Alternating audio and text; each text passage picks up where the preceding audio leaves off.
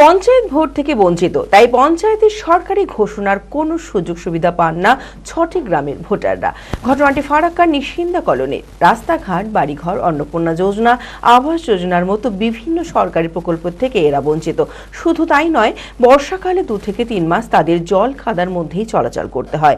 এর আগে বারবার প্রশাসনের কাছে জানিয়েও কোনো কাজ হয়নি। রাজ্যে এখন নতুন সরকার, তাই স্থানীয় বাসিন্দারা এই গ্রামগুলিকে পঞ্চায়েতের অন্তর্ভুক্ত করে সমস্ত সরকারি পরিষেবা দেওয়ার ব্যবস্থা করা হোক, এই দাবিতে ডেপুটেশন জমা দিল ফারাক্কার বিডিওর কাছে। মানসিক স্বাস্থ্যের জন্য সবার আগে যে নামটি মনে ভেসে ওঠে, সুস্থ মনের ঠিকানা মনোবীক্ষণ। যোগাযোগ নাম্বার 7477799513। স্বাধীনতার এতগুলি বছর পেরিয়ে গেছে, অথচ এখনো পর্যন্ত ফরাক্কার নিশিন্দা কলোনির 6টি গ্রামের বাসিন্দারা গ্রাম পঞ্চায়েতের ভোট দিতে পারেন না। অথচ লোকসভা এবং বিধানসভা ভোট এই গ্রামের মানুষেরা দেন। পঞ্চায়েত ভোট থেকে তারা বঞ্চিত রয়েছে, তাই পঞ্চায়েতের সরকারি ঘোষণার কোনো সুযোগ সুবিধা পান না এই গ্রামের ভোটাররা। ফলে রাস্তাঘাট, বাড়িঘর, অন্নপূর্ণা যোজনা, আবাস যোজনার মতো বিভিন্ন সরকারি প্রকল্পের থেকে এনারা বঞ্চিত। শুধু তাই নয়, বর্ষাকালে 2 থেকে 3 মাস তাদের জল কাদার মধ্যেই চলাচল করতে হয়। স্কুল পড়ুয়া, অ্যাম্বুলেন্স, নিত্যযাত্রীদের চরম ভোগান্তির মধ্যে পড়তে হয় দিনে রাত্রে। এর আগে বারবার প্রশাসনের কাছে জানিয়েও কোনো কাজ হয়নি।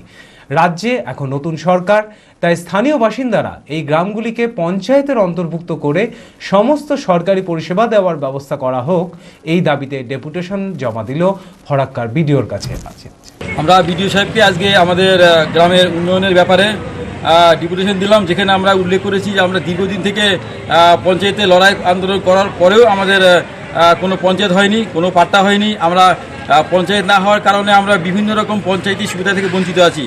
যেমন ধরুন আবাস যোজনার মধ্যে নেই, যেমন হচ্ছে পঞ্চায়েতি যা যা সুবিধাগুলো আছে, ঘর থেকে শুরু করে ড্রেন, রাস্তাঘাট, বিভিন্ন রকমের সমস্যা থেকে আমরা বঞ্চিত আছি। আমরা এই ব্যাপার নিয়ে ভিডিওকে আজকে ডেপুটেশন দিলাম। উনি আমাদেরকে আশ্বাস দিলেন, আমি এটা সরজমিনে তদন্ত করে আমরা উপরে পোস্টেও আমরা পাঠাবো। এই সমস্ত কিছু নিয়ে আপনাদেরকে পরে জানাবো।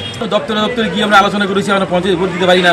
ওনারা সেই সময় আমাদেরকে অনেক আশ্বাস দিয়েছিলেন, অনেক রকমের কাগজপত্র আমাদেরকে সরকারি দপ্তর থেকে বেরিয়েছিলেও, সেই সমস্ত কাগজগুলো আমরা অ্যাটাচ করে আজকে ডেপুটেশনে দিলাম। আমরা কপি দেবো এর পরবর্তীতে এসডিওকে, ডিএমকে, পঞ্চায়েত মন্ত্রী দিলীপ ঘোষ মহাশয়কে, তারপরে আমাদের মাননীয় মুখ্যমন্ত্রী মহাশয়কে দেবো। আমরা যদি সমাধান না হয় তাহলে আমরা বৃহত্তম গণ আন্দোলন করে তুলব। বিষয়টি সম্পূর্ণ তদন্ত করে উচ্চতর কর্তৃপক্ষের কাছে জানানো হবে বলে আশ্বাস দেন ফরাক্কার বিডিও। ওনারা যেটা বলেছেন যে আপাতত 6টা যে কলোনি রয়েছে সেটা কোনো পঞ্চায়েতের মতো অন্তর্ভুক্ত হয়নি। ফলে ওনারা পঞ্চায়েতের যে সমস্ত সুযোগ সুবিধাগুলো রয়েছে সেগুলো ওনারা সেগুলো থেকে বঞ্চিত রয়েছে এবং সেখানে তার জন্য তাদের বিভিন্ন রকম সমস্যার সম্মুখীন হচ্ছে। সেটা নিয়ে তারা একটা ডেপুটেশন দিলেন এবং এই বিষয়টা দীর্ঘদিন ধরেই চলছে। ওনারা যেটা বললেন যে এটা দীর্ঘদিন ধরে একটা বড়ো সমস্যা, এটা যেন খুব শীঘ্রই সেটা সমাধান হয় এবং ওনাদের যে অঞ্চলগুলো আছে সেটা যেন পার্শ্ববর্তী যে আমাদের গ্রাম পঞ্চায়েত আছে তার সাথে যেন অন্তর্ভুক্ত হয় এবং তার ফলে ওনারা যে সমস্ত আমাদের পঞ্চায়েতের যে সমস্ত সুযোগ সুবিধাগুলো রয়েছে তারা যেন পেতে পারে, এই বিষয় নিয়ে মূলত ওনারা আমার কাছে আজকে ডেপুটেশন একটা দিয়েছে।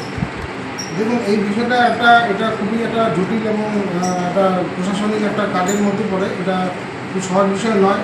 তো এটা নিশ্চয়ই কিছুটা এগিয়ে ছিল, কোনো একটা স্টেজে হয়তো আমাদের বিষয়টা হয়তো আটকে রয়েছে।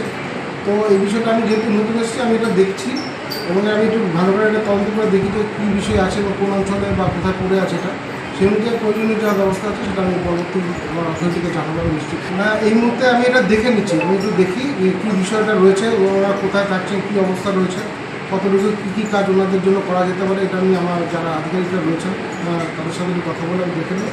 প্রয়োজনীয় যা ব্যবস্থা নেওয়া আমি ভবিষ্যতে নিশ্চয়ই। জেড একাডেমি গত 3 বছর সাফল্যের পর 4র্থ বছরের পথ চলা। 2026-27 শিক্ষাবর্ষে অনলাইন ও অফলাইন ফর্ম ফিল-আপ চলিতেছে।